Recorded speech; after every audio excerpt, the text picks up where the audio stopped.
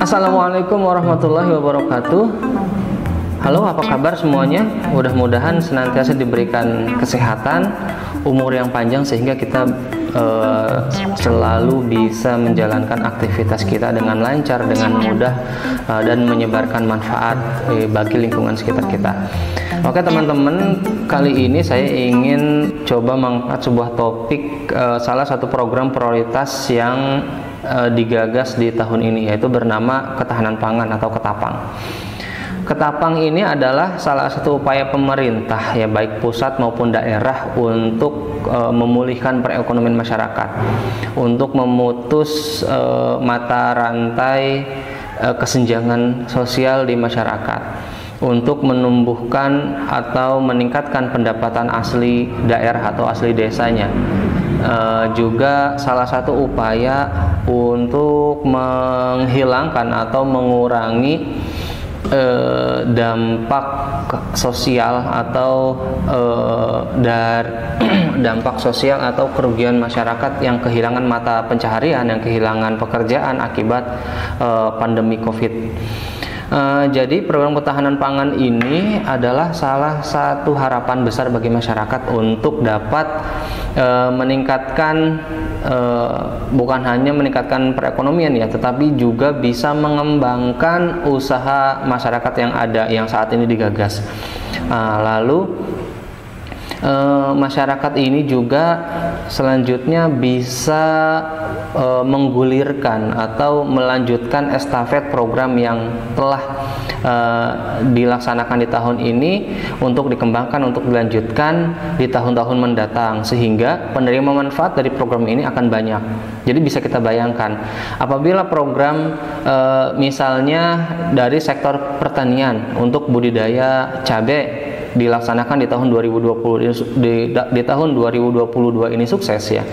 Nah, jadi sahabat tani itu bisa menggulirkan atau bisa melakukan estafet program dengan membentuk kelompok selanjutnya dan memberikan bantuan stimulan bagi kelompok tersebut, sehingga mata rantai dari kegiatan ini diharapkan mampu menumbuhkan perekonomian masyarakat, ya daya beli masyarakat juga menjadi tinggi, lalu serapan anggaran dari pemerintah juga terrealisasi dengan baik, sehingga program ketahanan pangan ini memang betul-betul diharapkan dapat bertumbuh, dapat menjalar, dapat ditularkan ke kelompok-kelompok selanjutnya dengan harapan sukses untuk bersama. Nah, itu sepintas tentang program ketahanan pangan. Lalu apa sih yang harus kita lakukan? Inilah langkah-langkah yang harus dilakukan untuk dapat memperoleh program ketahanan pangan ini. Nah, ini ada sebuah siklus ya.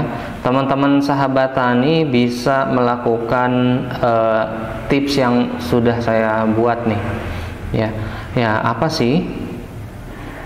Jadi pertama, sahabat-sahabat tani yang masih berkegiatan secara personal, orang perorangan ya, masih bergelut pada lahan garapan milik pribadinya masing-masing, coba mulai sekarang bentuklah kelompok. Ini saran saya, bentuklah kelompok, dirikanlah kelompok yang terdiri dari ya setidaknya 4-5 orang ya,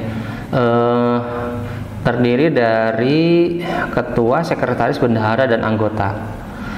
Selanjutnya, apabila sudah terbentuk kelompok, tidak perlu menggunakan rangkaian baku ya. Jadi dibikin aja, ditunjuk aja, dipilih orang yang sekiranya bisa bersinergi dengan kita.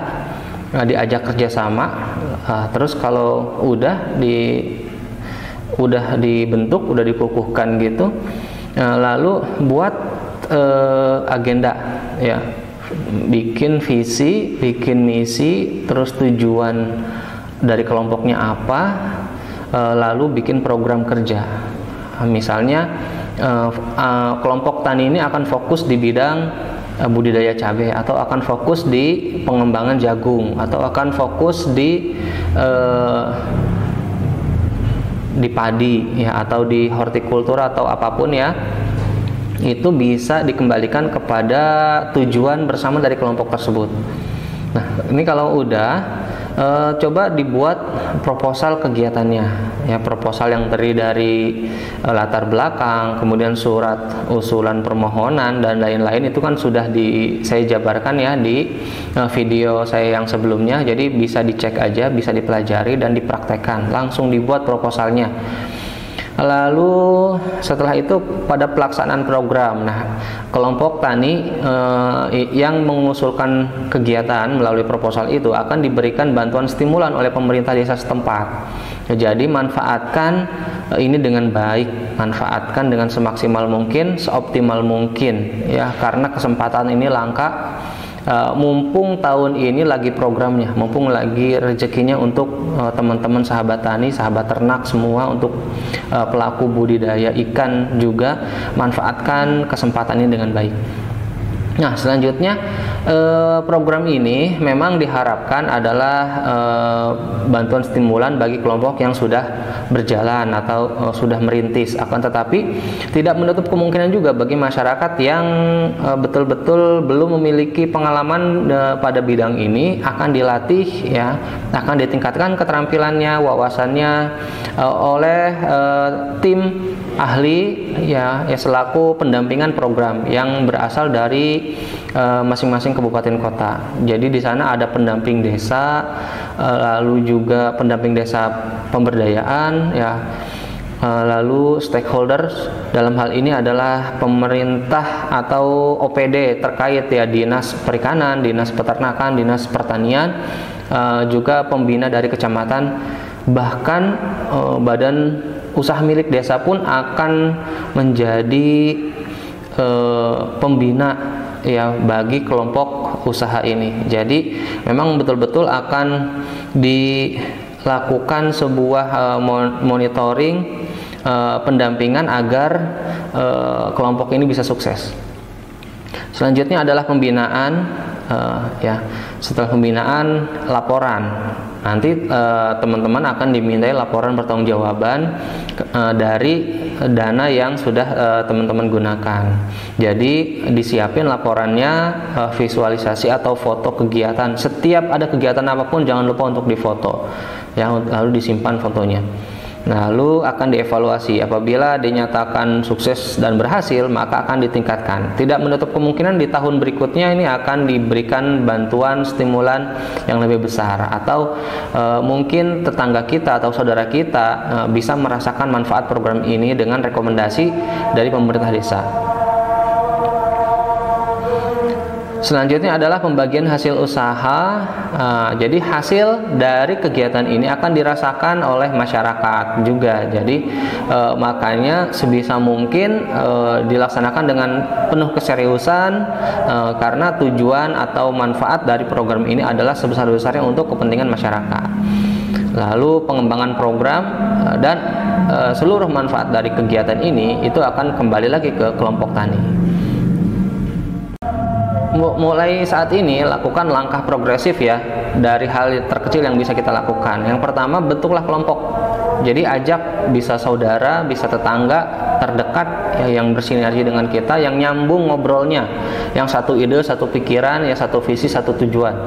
Itu diajak gabung, ya, diajak untuk menjadi sebuah kelompok. Tentukan nama kelompoknya, di mana kelompok ini terdiri dari ketua, sekretaris, bendahara, dan anggota. Oke.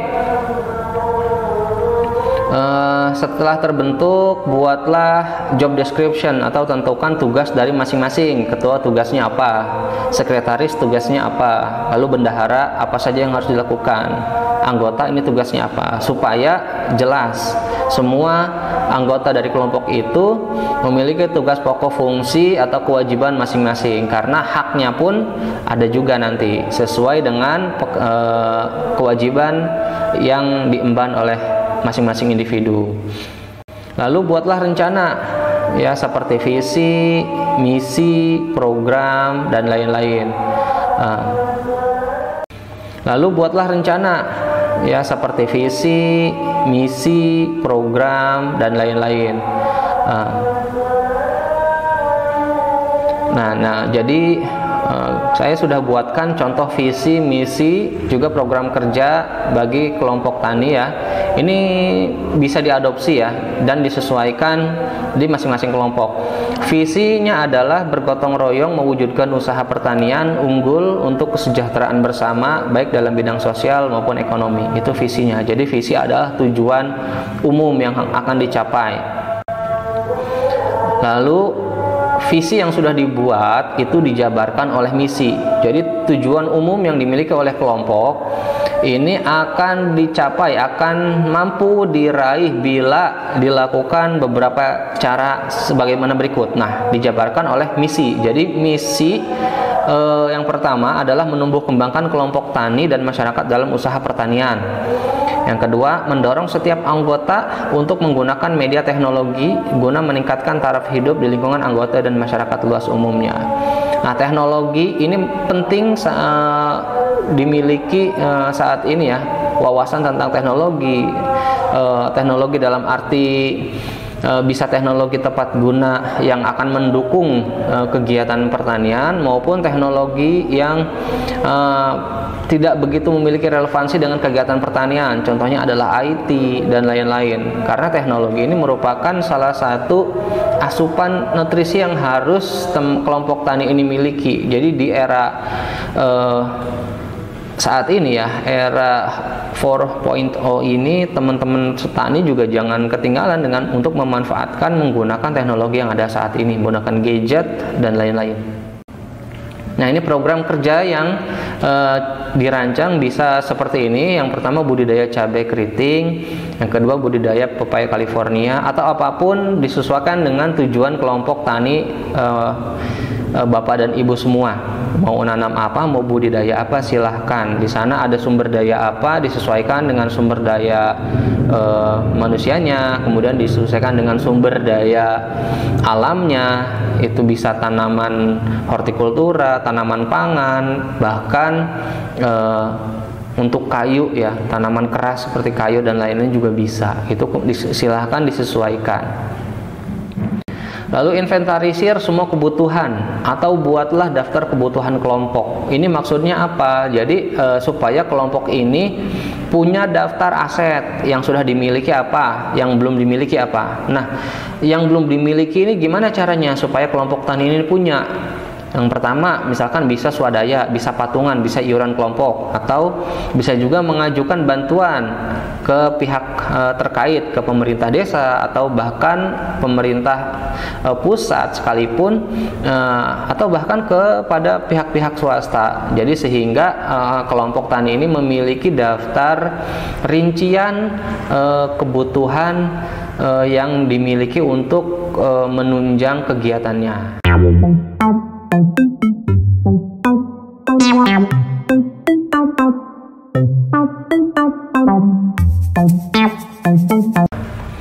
Selanjutnya adalah rencana anggaran biaya atau RAB.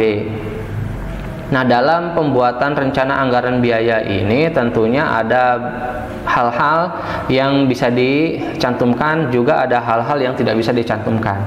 Nah, apa aja sih yang bisa dituangkan dalam dokumen RAB ini? Yang pertama adalah honorarium, insentif atau honor tim pelaksana kegiatan selama proses kegiatan berlangsung. Jadi dihitung honorarium per orang.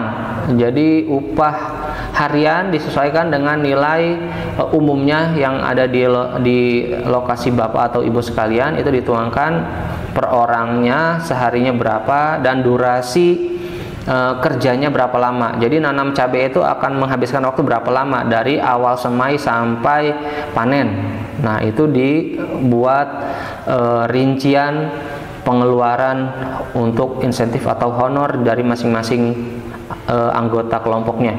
Selanjutnya adalah tentunya bisa untuk peralatan, contohnya untuk traktor, untuk mesin mesin pasca panen atau apapun ya bisa diajukan yang berbentuknya mesin atau peralatan. Lalu benih atau bibit dalam hal ini adalah bibit cabai keriting, bibit cabai rawit, bibit jagung dan lain-lain. Lalu perlengkapan, semisal pupuk organik, pupuk kimia, obat-obatan pertanian, mulsa. Ini bisa teman-teman ramu bisa dimasukkan ke dalam dokumen rencana anggaran biaya untuk dapat diajukan.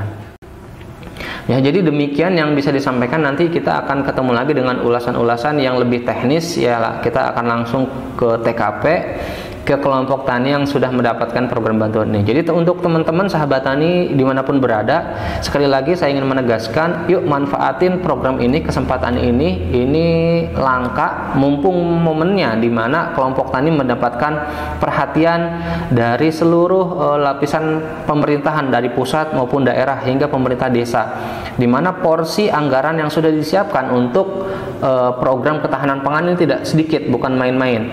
Dikuatkan melalui aturan-aturan dari peraturan undang-undang tentang desa, lalu peraturan presiden, lalu ada juga program prioritas dari Kemendes dan lain-lain. Jadi untuk itu sekali lagi, yuk kita mulai action, manfaatkan untuk kita, untuk keluarga kita, untuk masyarakat kita. Demikian yang bisa disampaikan, mudah-mudahan buih samudra ini bermanfaat. Assalamualaikum warahmatullahi wabarakatuh.